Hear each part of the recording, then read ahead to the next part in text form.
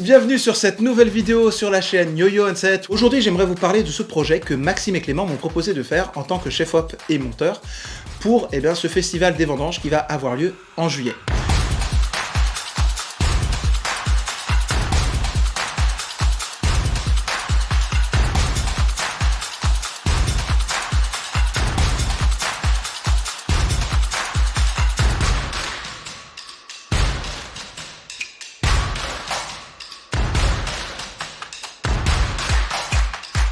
Alors du coup ils sont venus vers moi parce qu'en fait ils avaient vu le travail que j'avais fait sur plusieurs productions avec d'autres personnes et ils se sont dit tiens on a vraiment envie de travailler avec quelqu'un comme Yohanan et on voudrait du coup amener sa technicité, amener son regard créatif sur les sketchs qu'on va tourner pour le 7e festival des vendanges. Pour moi c'était très intéressant de pouvoir à travers ces petits sketchs faire quelque chose de nouveau, faire quelque chose de créatif, faire quelque chose qui est différent de ce que je fais d'habitude. Et là ils avaient pas mal mini-sketchs qui étaient tous les uns différents les uns des autres. Par exemple on avait 3-4 publicités à tourner qui elles avaient toutes leur manière et leur spécificité, c'est-à-dire qu'on avait par exemple une pub qui était une fausse pub de parfum en mode la fille elle est en train de découper des pommes de terre de manière sensuelle, donc il fallait des plans qui soient très aérés, des plans avec beaucoup de flou, des plans avec une lumière très travaillée, etc. Et on avait aussi d'autres pubs où c'était en mode un peu plus fiction, un peu plus en mode oui alors on a envie de lumière bleue, on a envie de lumière violette, on a envie de lumière verte, etc. pour donner un aspect très différent. Et du coup, en fait, ça m'a permis, ce tournage sur 3 jours, ça m'a permis vraiment d'étaler un peu plus encore ce dont je suis capable de faire niveau caméra et niveau mise en scène. Et même au niveau du montage, c'était intéressant parce que je pouvais tourner avec la Sony Alpha 7R3 en S-Log 3 et du coup, moi, ça faisait longtemps que j'avais pas pu tourner avec une Sony et du coup, ça m'a fait vraiment plaisir de pouvoir retourner sur cette caméra et retourner sur ses préférences, sur ses réglages, etc. m'avait manqué par rapport au Canon avec lequel je tourne, par exemple cette émission qui est assez limitée en termes d'étalonnage, en termes de montage, parce que justement, c'est une image qui est assez brute, assez toute faite dès qu'elle est tournée et enregistrée sur la carte SD.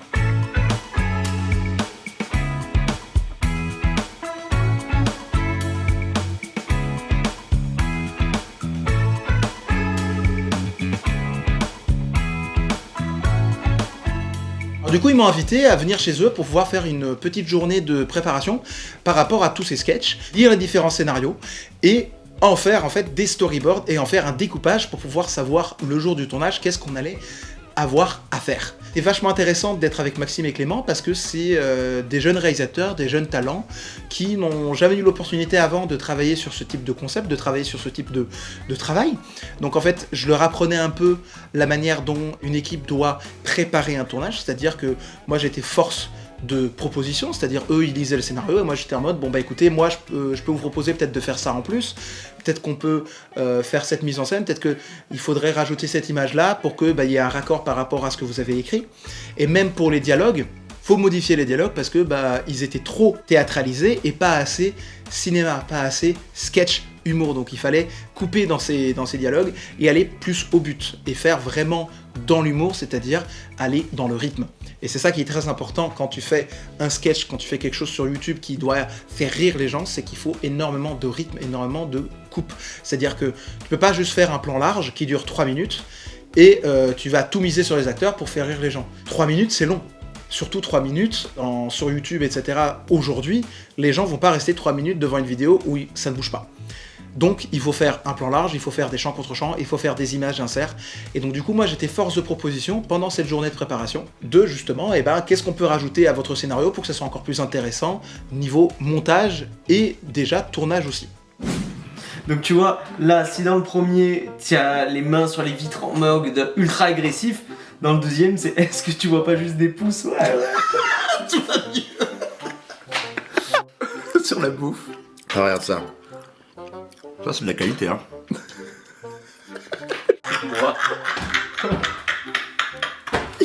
Complètement mort. Café? Non mais vraiment on dirait ouais je veux bien café ouais. Moi aussi. Café?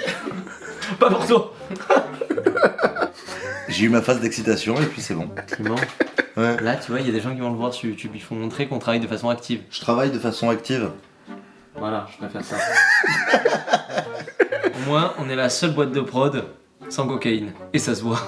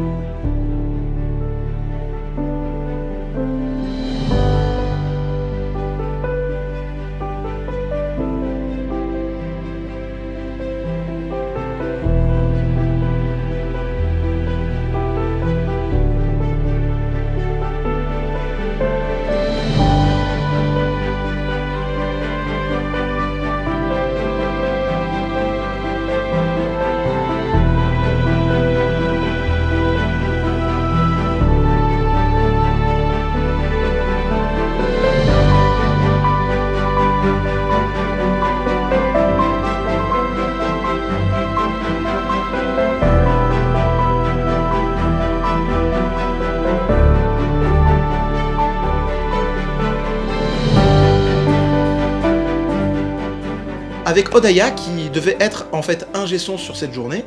On arrive dans cette petite ruelle qui est au Vieux-Port et on voit toute l'équipe qui est en train de se préparer avec les habits d'époque. On voit Seb qui est mais vraiment majestueux avec son costume, il fait vraiment peur, enfin on a vraiment l'impression que c'est le méchant de l'histoire. Et du coup, moi j'ai la caméra en main depuis 2 jours, que je teste pas mal de choses, etc. Bien sûr, j'ai reprogrammé entièrement la caméra parce que une caméra quand tu la reçois, tous les réglages, etc. qui sont dedans, il faut les retoucher à ta manière pour que toi tu sois confortable avec tous les boutons, etc. Donc par exemple, moi j'avais mis un bouton C2 pour pouvoir rapidement retoucher au gamma que j'allais poser en fait sur le S-Log que je voyais sur l'image. J'avais posé d'autres boutons, etc. pour aller rapidement sur le zebra, aller rapidement sur les ISO, etc. Après une petite préparation qui était assez rapide, on est allé sur le bord de mer avec Maxime et toute l'équipe pour aller tourner ces petits plans où j'étais avec le Steadicam et je faisais un petit mouvement où j'avançais vers Maxime et on découvrait en fait le Vieux-Port derrière Maxime. Alors il y avait beaucoup de vent ce jour-là, donc niveau making-of je pense que vous allez avoir peu de son direct.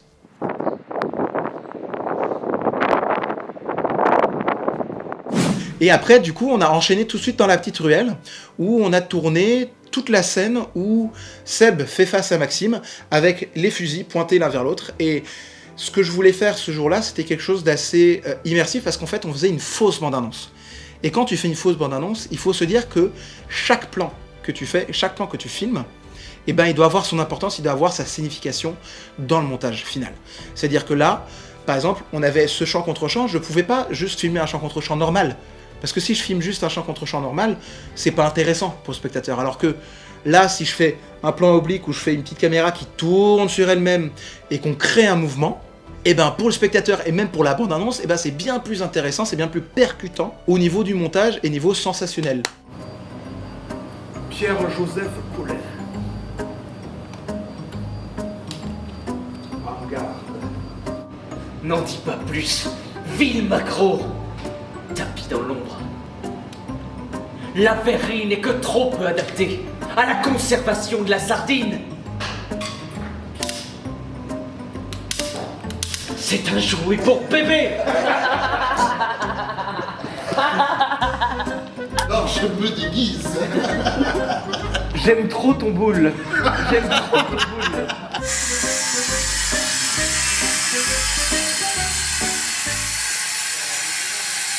Après cette scène, on a dû marcher avec toute l'équipe pour aller vers le panier, vers le passage qui en fait est caché un peu entre la rue de la République et le panier qui est au-dessus, où en fait on passe par des escaliers. Et à la base, on devait tourner tout en haut des escaliers, mais le problème c'est qu'on avait énormément de graffiti sur les escaliers et on voulait quand même garder un certain sens de l'époque, même si on sait très bien que cette bande-annonce est une fausse bande-annonce et que du coup, c'est pas grave s'il y a des éléments qui font moderne par-ci par-là. Mais du coup, j'ai proposé à Maxime et à Clément qu'on tourne devant ce petit magasin qui est dans la ruelle. Mais on avait ce magasin de lumière à gauche qui donnait une petite lumière orange sur les parois. Et du coup, je me suis dit, écoutez, on va pas rajouter de lumière. On va avoir la grosse lumière du jour qui va arriver par le couloir en fait qui est derrière, qui va arriver en fait du ciel, et comme il faisait très beau, etc., on avait beaucoup de lumière qui rentrait, et en plus on avait ces petites lumières très douces orange qui venaient du magasin en face qu'on ne voyait pas dans le cadre, évidemment. Et donc je voulais faire ce plan où la caméra elle fait un petit mouvement de gauche vers la droite, où on découvre Seb qui est en train de fumer, le méchant de l'histoire évidemment, et son petit acolyte qui arrive en dérapant sur les marches derrière et qui arrive en mode un peu ratatouille, un peu rat comme ça, un peu, on avait comme idée en tête un peu queue de verre, qui dans Harry Potter, etc., il fait très soumis, il est comme ça, ah oui, maître, un peu en mode courbé sur lui-même et tout, et donc on le voyait arriver en fond, je faisais la mise au point sur lui, et paf, quand il arrivait, on est passé sur un champ contre champ entre les deux, pour justement, marquer le coup, pour le dialogue qui était quand même assez puissant de Seb en mode je suis le méchant et vous allez comprendre que je suis méchant, pourquoi est-ce que je fais ça, etc. Et tu vas comprendre que c'est le bad guy. Bon, dans la bande-annonce évidemment, on tourne pas chronologiquement les plans.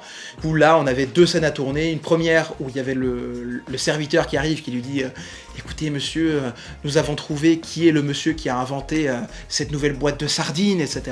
On avait une deuxième partie où là, c'était une phrase choc de Seb où il prenait le mec par la nuque avec la canne, tac.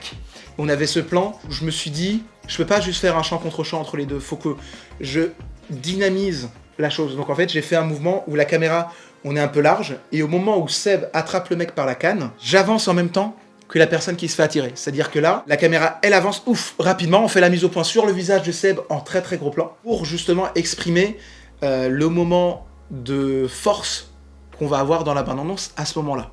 Alors, on avait un dernier plan à tourner dans le panier qui était celui où on voyait Maxime face à une foule qui présentait son nouveau produit, la boîte à sardines en métal. Dis-moi si c'est bon derrière. Waouh! Waouh! Et au point une boîte en fer blanc, plutôt qu'un bocal en verre. Avec... Putain de pigeons, ils sont... Allez, c'est pas coupé? C'est pas coupé, on y va les gars. Allez les gars, c'est une phrase, on y va. On avait en fait que quelques figurants, on avait même l'équipe technique en fait qui faisait partie des figurants. Et on s'est dit avec Maxime et Clément qu'il suffisait juste de voir le haut des personnes, c'est tout en fait. Il fallait juste faire un plan assez serré, on le voit lui seul face à une populace, on voit 3-4 têtes en premier plan, et il fallait juste le voir lui, un arrière-plan qui, hop, la parle. Et bien sûr, en effets spéciaux derrière, on allait enlever les tags qui étaient sur les murs pour rendre la scène un peu plus d'époque. Après un petit voyage d'une demi-heure pour aller dans une maison à côté de Roquevert, on est arrivé dans une maison absolument fantastique, très très belle, où on devait tourner dans un garage pour pouvoir donner l'impression qu'on était dans une sorte de côté industriel où il y a un mec avec en mode forgeron qui est en train de taper une boîte de conserve et qui est en train de construire en fait la boîte de conserve futuristique, c'est-à-dire la boîte de conserve de sardines qu'on connaît tous aujourd'hui. Déjà en arrivant sur le lieu, on est tombé sur un décor mais absolument complètement fou. C'était magnifique, on était au milieu de nulle part, dans la garrigue, on était devant la montagne, enfin c'était vraiment un lieu qui était magnifique. On a même rajouté dans la bande-annonce certains plans où j'ai tourné en extérieur pour justement nous imprégner de cette atmosphère et de cette ambiance qui était absolument merveilleuse. Donc on a commencé à préparer la scène qui se passait dans le garage, où en fait on a dégagé toutes les affaires qui étaient dans une petite partie du garage, on a fermé la porte coulissante en bois et on a placé un truc en fer, en fait une table en fer, sur laquelle en fait on a posé une plaque en bois pour pouvoir en fait dessus faire le travail que devait faire Maxime, c'est-à-dire le mec il devait forger. Je voulais donner à cette scène quelque chose d'assez épuré, d'assez intimiste. Et donc du coup j'ai placé du côté gauche une LED avec une lumière un peu orange pour signifier en fait que la bougie qui était sur le côté de l'établi, c'était elle qui donnait la lumière orange à la scène. Derrière on avait aussi le toit qui faisait passer en fait des petites striures de lumière extérieure. Avec cette lumière orange, la lumière d'extérieur et une petite LED où en fait j'ai mis de la lumière blanche soleil pour pouvoir un peu éclairer les ombres, et du coup on a créé cette atmosphère un peu tamisée, un peu intimiste, et en plus on avait une machine à fumer ce jour-là qui nous a permis de donner une atmosphère encore plus forgeron, encore plus le mec il est en train de travailler, de suer, il est en train de frapper, tout ça. La base de notre travail ça a été vraiment la scène où Iron Man dans Iron Man 1 est en train de forger sa première armure. On s'est dit bon écoute on va faire plein de plans, on va faire des plans serrés, on va faire des plans larges, on va faire des plans en contre-plongée complète où le mec il est avec le marteau en train de taper, on va faire des plans où je suis de dos, où la caméra elle avance et fait des petits mouvements travelling avant vers la personne qui est en train de taper, on voit son dos où il est en train de suer, il est en train de travailler et tout. Et je voulais vraiment faire de cette scène quelque chose d'assez fort, énigmatique, dans la bande-annonce qu'on allait voir, qu'on allait monter derrière. Déjà, il vous faut une boîte et de la conserve. Et le truc, c'est que l'aluminium adhère bien à la boîte. Voilà, vous voyez, c'est de ma fabrication. Voilà. À la base c'était un cube, et maintenant c'est une magnifique boîte de conserve. Alors après vous pouvez mettre ce que vous voulez dedans, des petits pois, du couscous, qu'est-ce que vous voulez William, Très professionnel. Essaye de savoir comment j'ai fait. Non parce que tu as fait... j'ai fait couler de la cire en... Et c'est tout hein, c'est tout. Oui en bas. Mais Clément il était en mode halluciné, en mode mais comment t'as fait ça? Ah non mais tu es ingénieux. Cet homme est ingénieux. Filmez les ingéniosités de Yohanan. Non, je rigole. Est-ce que tu chantes ouais, la chanson de ta vie. Je sais plus c'est quoi les paroles. C'est la la la la la la la. Ouais. Bah, des glaces. Je filme pas, connard. Mais lui, oui. Ah. Lui, filme tout. Ouais, ah. Regardez-moi, tu vois. Attends, refais-le. Vas-y, refais-le. Mais non, mais... Bonjour. suis Maxime de la classe. Et aujourd'hui, je vais faire un petit impact sur votre objectif. Ne vous inquiétez pas. À travers cette bande-annonce, j'ai vraiment essayé de faire quelque chose que j'avais jamais fait auparavant, c'est-à-dire donner une impression qu'on filmait de l'époque, mais avec les moyens d'aujourd'hui. C'est un peu comme Les Trois Mousquetaires qui viennent de sortir au cinéma. Donner un aspect un peu plus moderne au cinéma d'époque. C'est-à-dire que là, je voulais pas faire juste des plans d'époque, c'est-à-dire vraiment comme on voit souvent dans les films anglais, c'est-à-dire des plans très statiques, où ok, c'est très bien construit l'image, c'est très esthétique, mais je trouve qu'il manque un peu de dynamisme dans ces plans et il manque un peu de modernité. Donc du coup, je voulais amener, dans cette fausse bande-annonce d'époque, quelque chose d'un peu plus moderne, quelque chose d'un peu plus actuel, pour renforcer l'idée que, waouh, c'est incroyable cette bande-annonce, j'ai envie de voir ce film. Alors que, évidemment, ce film ne sortira jamais, c'est une fausse bande-annonce. Mais du coup, je voulais vraiment accentuer le fait de tourner comme si je tournais un sketch moderne d'aujourd'hui. C'est-à-dire que, par exemple, on a 3 scènes qui se succèdent, où on voit Olivia et Maxime qui sont en train de se parler, qui arrivent dans le champ, qui se parlent l'un l'autre. Il se passe une scène à chaque fois différente, et ils jouent de manière différente à chaque fois. Normalement, dans un film normal, enfin, tu verrais pas ce genre de plan. Les plans, ils seraient toujours un peu différents d'une scène à l'autre, etc. T'aurais pas toujours le même plan qui se suit. Là, comme on était dans un sketch, comme on veut faire rire les gens qui sont face à cette bande-annonce, on a fait le même plan à chaque fois. C'est-à-dire à chaque fois, Maxime et Olivia, tac, qui rentrent dans le champ, avec cette lumière toujours tamisée, cette petite fumée, tout ça qui vole, etc., avec cette petite lumière orange sur le côté. Et on voulait à chaque fois avoir ce leitmotiv du plan qui se répète, avec à la fin cette explosion en mode, à la fin, tout d'un coup, la meuf et lui sont en train de baiser sur l'établi même. Voilà, et donc du coup ça c'était la chute en mode, allez, on fait plan, et après hop, tout d'un coup il y a la chute. Et c'est comme ça que marche en fait l'humour sur internet, et même l'humour depuis toujours. Oh Pierre et Joseph, mais nous laisseront-ils jamais vivre en paix? Est-ce que c'est ça la phrase? Alors c'est la bonne phrase. Mais nous laisseront-ils jamais vivre en paix? Mais ne nous laisseront. Mais ne nous laisseront-ils? Oui. Mais ne nous laisseront-ils jamais vivre en paix? C'était ce que je disais. Parce que j'aurais dû rajouter un nœud là. Mais nous laisseront-ils jamais vivre en paix? Ouais. Putain, je vais venir me crâner là. Heureusement que je n'ai pas pris la coque ce matin. C'est filmé par le mec qui Ouais, sérieux. C'est le petit. Je peux voir. Mais Pierre et Joseph, mais nous laisseront-ils jamais vivre en paix? Est-ce que vous voulez pas, pour vous mettre dans la situation, peut-être arriver en courant à cet endroit, vous regardez, Tu veux qu'il y ait de l'action que vous soyez dans l'action, tu vois, Ouais, que je vous pense. rentrez et vous regardez, oh Pierre et Joseph, nous laisseront-ils jamais tranquille? Enfin, pour vous mettre dedans, tu vois.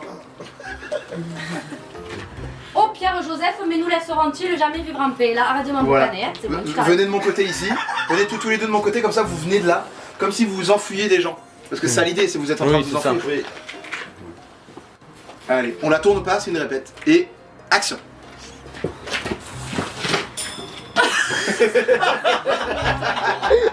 Ça va être là, ça, hein. J'ai failli l'avaler. J'ai failli l'avaler. J'ai cru que j'allais respirer, parce que j'ai respiré en même temps, tu n'as pas senti le... Non mais j'ai pas compris ce que tu as fait gros. J'ai attrapé les mains, c'est tout. Ah ouais? Mais moi je croyais que tu allais te placer là. Attends, j'ai le truc qui tombe. Mais Pierre Joseph, mais nous laisseront-ils jamais vivre en paix? J'ai dit le mais au début, mais c'est pas grave, C'est pas grave. C'était vachement bien. C'était vachement bien. mieux. Vous êtes- Regarde, il sort la caméra. Non mais il est terrible. Bien, Minon. Il a compris hein. Pas tir à loin, tu vois. Tu la sors que pour les moments. Allez, vas-y. Ok. Il est bien lui, tu vois. Mais non, je parlais pas de Marie Colette, je parle de moi.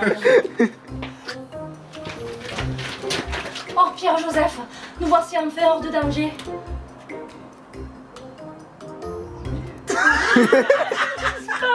Vous étiez un peu trop... La cochonne.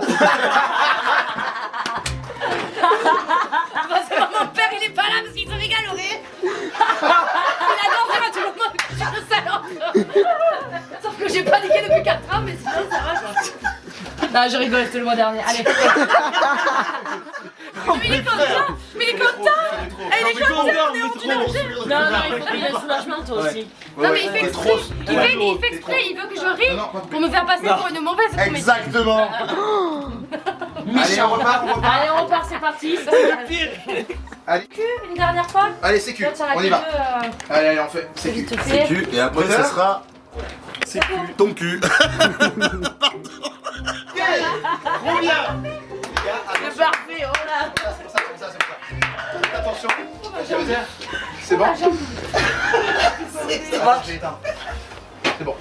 Derrière, on est passé à une autre scène qui se passait aussi de nuit. Passait en fait devant la cheminée, où on voit Maxime qui est avec son journal en train de lire. Pour ces scènes à la base, j'avais mis 2 lumières. J'avais mis une lumière cachée par des branches, une lumière rouge, plutôt enfin rougeâtre, orange, dans la cheminée avec des branches, et une autre lumière sur la table qui elle devait en fait rehausser en fait la lumière sur Maxime. Mais en fait, avec la caméra, quand je filmais, je me suis rendu compte que il y avait beaucoup trop de lumière. Qu'en fait, cette ambiance tamisée qu'on voulait absolument mettre dans la bande-annonce, quelque chose de très sombre, de très dark et de très tamisé, et si je mettais 2 lumières, on avait trop de lumière. J'ai regardé Maxime, j'ai regardé Clément, j'étais en mode bon les gars, on enlève la 2e lumière, on tourne qu'avec la lumière de dos par rapport à Maxime, la lumière rouge. Et comme la caméra, comme je vous ai dit, la Sony A7R3, elle filme mais en basse lumière très très bien, et on a pu faire des images très stylées, avec Maxime qui est avec son journal, qui baisse son journal, et qui répond à sa femme qui est dans le couloir. On a enchaîné derrière avec des plans où on voyait Olivia avec le chandelier. J'ai utilisé aucune lumière à part la lumière de la bougie. Parce qu'en fait, j'aime beaucoup tourner en lumière naturelle. Rendre une image la plus neutre et la plus belle possible. En faisant des images et des lumières qui soient le plus basiques. Je voulais pas faire trop d'artifice. Quand tu fais trop d'artifice, très souvent ça se voit l'image. Et souvent, moi je considère ça comme étant quelqu'un qui n'a pas trop d'expérience et qui essaye justement, oh tiens j'ai une lumière bleue, oh tiens j'ai une lumière violette, oh tiens j'ai une lumière verte, j'en mets de partout parce que oh c'est stylé, regarde la lumière rouge sur le côté de cette personne, la lumière bleue sur le côté de cette personne, et la personne va se dire oh c'est stylé, mais en fait c'est stylé mais c'est pas assez de contrôle sur la lumière. Et par exemple si tu mets une lumière bleue, il faut avoir une raison pourquoi tu as une lumière bleue. Il faut avoir une raison pourquoi tu as une lumière rouge, pourquoi tu as une lumière orange, pourquoi tu as une lumière verte dans la scène. Là, par exemple, on voulait faire quelque chose d'assez naturel, quelque chose d'assez dans le temps, quelque chose qui se passe en 1900, quelque chose, etc. Donc, il fallait des lumières qui soient le plus neutres possible. Et donc là, on a vraiment misé tout sur la caméra qui filmait en très basse lumière et qui nous a permis en fait de faire ces images absolument somptueuses. Bonjour à tous, alors aujourd'hui nous sommes accompagnés de Maxime Carré, futur acteur de la Nouvelle Star, futur grand comédien et acteur du cinéma France. Futur obscur de Claire et obscur. Exactement, futur obscur de la Claire et obscur. Là, tu sais ce que tu vas faire après? On passe au coiffage. Ouais. Tu vas aller, il y a un âne qui est dans le jardin. Ok. Tu vas y aller, tu vas juste le filmer, tu vas faire yo, yo, Ok. yo un âne. Voilà, point. Et ce sera l'ouverture de Yo-Yo Anisette. Ok. Viens avec Manon, c'est qu'on peut échanger nos chaussures. Hein? Je fais 43-44 et Manon fait du 43-44 et Clément 40 ans et demi, pourquoi? Il y a un truc, quelque chose à dire. Tu veux dire que moi c'est les choses d'Olivia qu'il me faudrait, c'est ça que tu veux dire? Non, parce que tu vois Clément par exemple qui est au milieu de tout ça, il est ni trop grand, ni petit, ni moyen. Tu vois, on peut jamais se blague sur lui, on lui dit jamais il est moyen. Ouais, mais il est noir. Ouais, voilà. Si tu crois, ils sont trop loin. Je me regarde. Pardon. Vas-y, répétons là. Pour l'instant, c'est la répète, laisse tes Pardon, yeux. excuse-moi. Je me tais. Action. Cette fois, ils sont allés trop loin. Je vous forgerai, Marie.